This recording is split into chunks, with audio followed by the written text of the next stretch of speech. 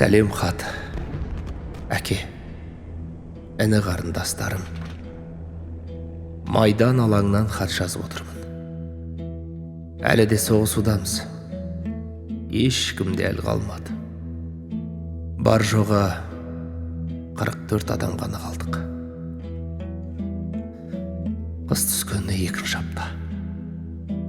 Суық пен аштықтан зардап шегудеміз.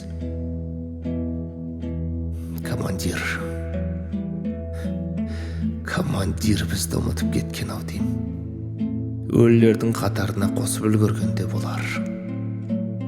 Бірақ біздің кеудеміздегі үміт сәулесі сөне қойған жоқ. Жауын мен дауылға, аштыққа қарамастан елге жеңіспен оралатынымызға сенеміз. Бар күшімізді сала күресудеміз. Көп ештеңе жазбағаным үшін ренжімеңдер. Бәрімізге ортақ бір қаламсап бар. Өзімді ғана ойламай, оны келесі жауынгерге беруімдейіз. Сау болыңдар.